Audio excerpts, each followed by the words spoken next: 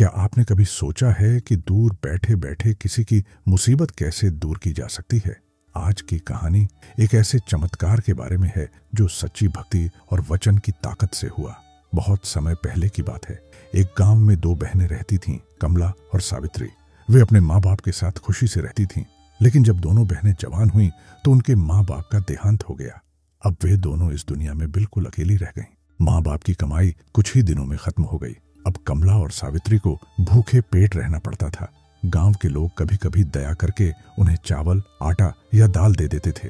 कभी कभी वे अपने माँ बाप की जमीन पर खेती करके अपना पेट भर लेती थीं। एक दिन उस गांव में साधु संतों का एक बड़ा दल आया। उस दल में कुछ महिला साधु भी थीं। बड़ी बहन कमला ने जब उन्हें देखा तो उसके मन में वैराग्य आ गया। उसने सोचा, भूखे मरने से अच्छा है कि भगवान की शरण में जाकर पूजा पाठ में अपना जीवन बिताऊं। जब कमला ने यह बात अपनी छोटी बहन सावित्री को बताई तो वह रोने लगी। वह बोली, नहीं दीदी, ऐसा मत करो। अगर तुम भी चली गई तो मैं बिल्कुल अकेली रह जाऊंगी। लेकिन बड़ी बहन कमला ने उसकी एक बात भी नहीं सुनी। रात को ही वह उस साधु दल के साथ गांव छोड़ चल गई। सुबह होते ही यह खबर पूरे गांव में आग की तरह फैल गई। यह समाज की कड़वी सच्चाई है कि कोई भी औरत चाहे किसी भी कारण से घर छोड़े, उसे बदनामी का ही सामना करना पड़ता है। छोटी बहन सावित्री ने बहुत समझाया कि उसकी बहन के मन में वैराग्य आ गया था और वह भगवान की शरण में गई है, पर लोगों ने उसकी बात पर विश्वास नहीं किया। लोग तरह तरह की बातें बनाने लगे। कुछ लोगों ने तो यह भी कहा कि कहीं छोटी बहन भी बड़ी बहन की तरह गांव की बदनामी न कर दे। यह सुनकर गांव के कुछ बड़े बूढ़ों ने फैसला किया कि पूरे गांव से चंदा इकट्ठा करके छोटी बहन की शादी कर देनी चाहिए। यह विचार सभी गांव वालों को पसंद आया। सबने थोड़े थोड़े पैसे इकट्ठा किए और एक अच्छा लड़का ढूंढा। फिर एक अच्छे घर में छोटी बहन सावित्री की शादी करा दी। शादी के बाद सावित्री अपने ससुराल आ गई। ये एक बहुत अमीर और सुखी घर था। यहाँ किसी चीज की कोई कमी नहीं थी। उसका पति भी उसे बहुत प्यार करता था। छोटी बहन अपने गांव वालों की दिल से शुक्रगुजार थी कि उन्होंने एक अनाथ लड़की की इतने अच्छे घर में शादी करवाई। एक दिन सावित्री कुएं पर पानी भरने गई। उसने अपनी बाल्टी कुएं में डाली। तभी एक बूढ़ा मुसाफिर उसके पास आया और बोला, बेटी, मुझे थोड़ा पानी पिला दो। बहुत दूर से आया हूँ, बहुत प्यास लगी है। लड़की ने कहा, बाबा, कुएं के पास बैठ जाओ, मैं पहले अपनी मटकी भर लूं, फिर आपको पानी पिला दूंगी। इतना कहकर उसने बाल्टी खींची और अपनी मटकी में पानी भरने लगी। 2 बाल्टी खींचकर उसने अपनी मटकी भर ली। फिर वह थोड़ी देर के लिए आंखें बंद करके खड़ी रही। जैसे ही उसने आंखें खोली, उसने झट से अपनी मटकी अपने सिर पर रखी और जल्दी जल्दी अपने घर की तरफ चल दी। वह बूढ़ा मुसाफिर हैरान होकर बोला, बेटी, मुझे पानी तो पिला देती, कब से कह रहा हूं कि मुझे बहुत प्यास लगी है।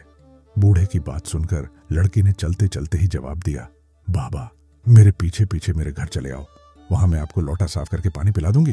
बेचारा बूढ़ा क्या करता, वह उसके पीछे पीछे चल दिया। लड़की अपने घर पहुंची। हवेली में पहुंचकर उसने मटकी नीचे रखी और अंदर से एक लोटा लेकर आई। लोटा एकदम साफ सुथरा था। फिर भी उसने उस मुसाफिर के सामने उस लोटे को अच्छी तरह साफ किया। फिर उसमें पानी भरकर तुलसी के पौधे के चारों ओर डाल दिया।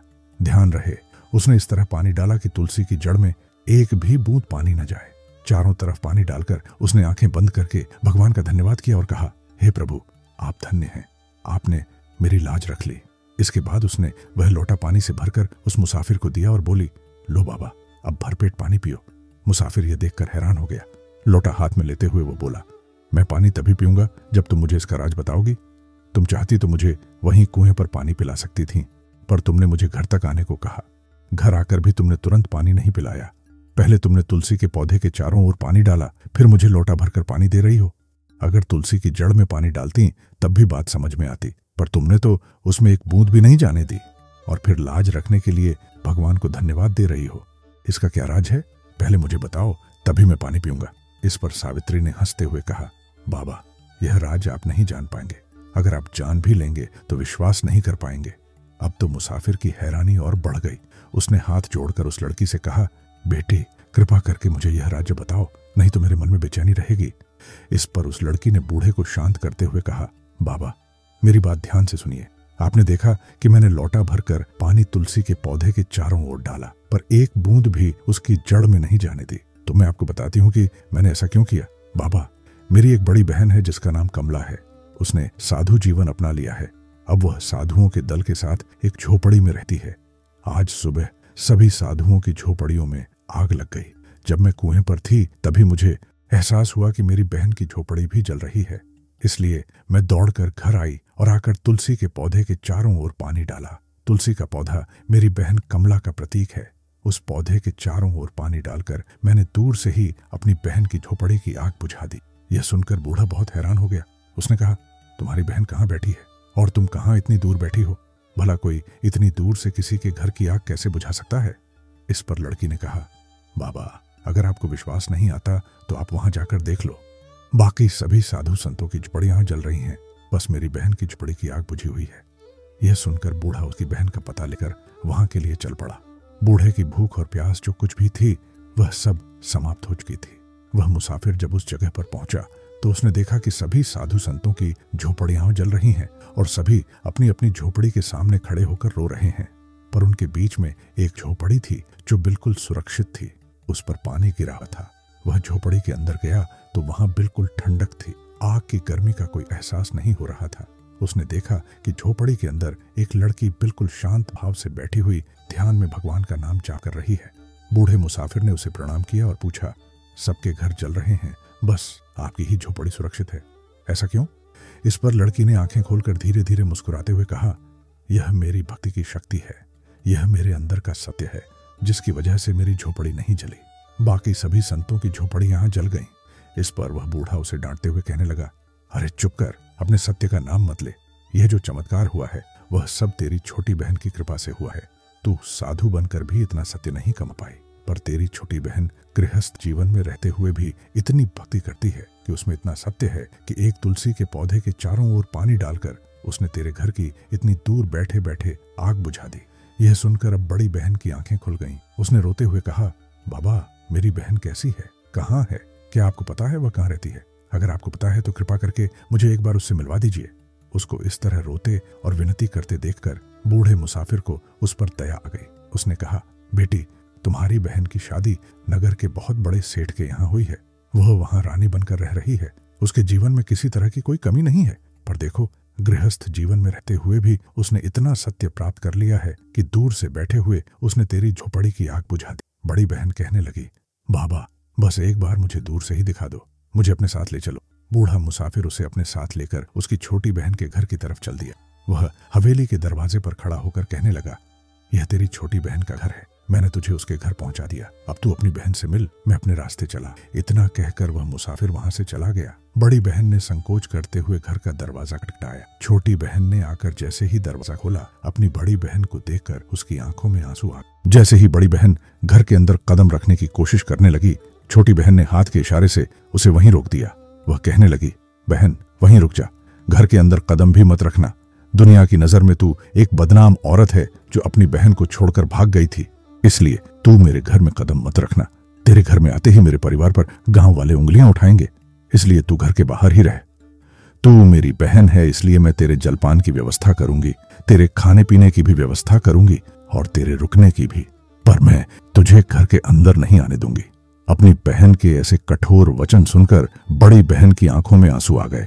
वह तो खुश होकर आ रही थी कि मुझे देखकर मेरी बहन मेरा आदर सत्कार करेगी, घर आने पर मेरा स्वागत करेगी, पर यहां तो सब कुछ उल्टा था। छोटी बहन ने अपनी बड़ी बहन के जलपान की व्यवस्था की, शाम के भोजन की व्यवस्था की और हवेली के बाहर पक्के बने एक कमरे में उसका बिस्तर लगवाया। उसके वहां रुकने का उचित इंतजाम भी करवा दिया। अगले दिन सुबह होते ही छोटी बहन अपनी बड़ी बहन से मिलने उसके कमरे पर गई। दोनों बहनें कई सालों बाद गले मिलीं। एक दूसरे को देखकर फूट फूट कर रोने लगीं। फिर दोनों ने एक दूसरे के आंसू पोंछे और एक दूसरे को तसल्ली दी। फिर बैठकर बातें करने लगीं। बड़ी बहन ने छोटी बहन से कहा, बहन, तेरा तो बड़ा असर है, तेरे तो भाग्य खुल गए। गांव वालों ने मिलकर तेरी शादी इतने अच्छे घर में करवा दी कि तुझे किसी चीज की कमी नहीं रही, और मैं एक सन्यासी बनकर जगह जगह भटक रही हूं, पर मेरे मन को सुख शांति नहीं है। इस पर छोटी बहन ने कहा, बहन, समस्याओं से भागकर संन्यास ले लेना कोई हल नहीं है। जो हालात हमारे जीवन में आते हैं उनका डटकर मुकाबला करना चाहिए। यह सुनकर बड़ी बहन ने अपनी छोटी बहन के हाथ अपने हाथ में ले लिए और विनती करते हुए कहने लगी, बहन, तुम्हें तो इस घर में बहुत सुख है, मेरी भी किसी एक व्यक्ति से शादी करवा दो, मैं भी गृहस्थ जीवन व्यतीत करना चाहती हूँ। इस पर छोटी बहन ने कहा, ठीक है बहन, बहुत देर हो गई है, मैं अभी घर जाती हूँ, कल मैं फिर तुमसे मिलने आऊंगी और तभी तेरे विवाह की बात भी करूंगी। इसके बाद छोटी बहन अपने घर चली गई। अगले दिन सुबह सुबह वह अपनी बहन के पास पहुंची। उसके हाथ में एक वरमाला थी। उसने उस वरमाला को एक थाल में रखा और ऊपर से एक रेशमी कपड़े से ढक दिया। फिर उसने अपनी बहन को नहला धुलाकर अच्छे से सजाया संवारा। दुल्हन के जोड़े में सजी धजी बहन जब खुद को शीशे में देखती तो खुद ही शर्माने लगती। उसने अपनी बहन से पूछा, बहन अब मुझे क्या करना है? छोटी बहन उसे नगर के बाहर ले गई और कहने लगी, बहन इस नगर के 4 दरवाजे हैं। तू अपनी मर्जी से एक दरवाजा चुन और उस रास्ते से नगर में चली जा। रास्ते में जो भी तुझे पहला व्यक्ति मिले उसी के गले में यह वरमाला डाल देना, वही तेरा पति होगा। अभी वह कुछ दूर ही पहुंची थी कि उसे रास्ते में एक कोढ़ी कुष्ठ रोगी बैठा हुआ दिखाई दिया। उसे देखकर उसका हृदय डगमगा गया। उसने सोचा, हाय यह मेरा कैसा दुर्भाग्य है। मेरी छोटी बहन ने कहा था कि पहले मिलने वाले व्यक्ति के गले में ही वरमाला डाल दो, पर यह तो एक कोढ़ी है। क्या इसके गले में मैं माला डाल दूं? क्या मैं ऐसी दयनीय जिंदगी जी पाऊंगी इसके साथ?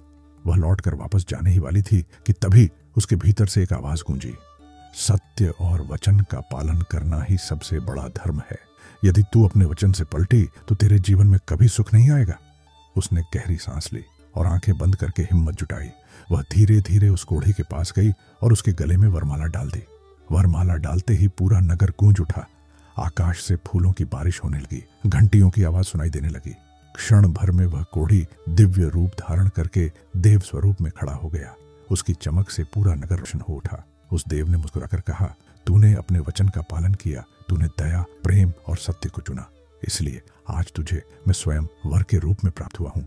यह सब तेरी छोटी बहन की भक्ति और तेरे सत्य के कारण संभव हुआ है। अब तू मेरी अर्धांगिनी होकर सदा मेरे साथ रहेगी। यह देखकर नगरवासी स्तब्ध रह गए। छोटी बहन भी दौड़ती हुई वहां पहुंची। उसने उस दृश्य को देखा तो उसकी आंखों से आंसू बहने लगे।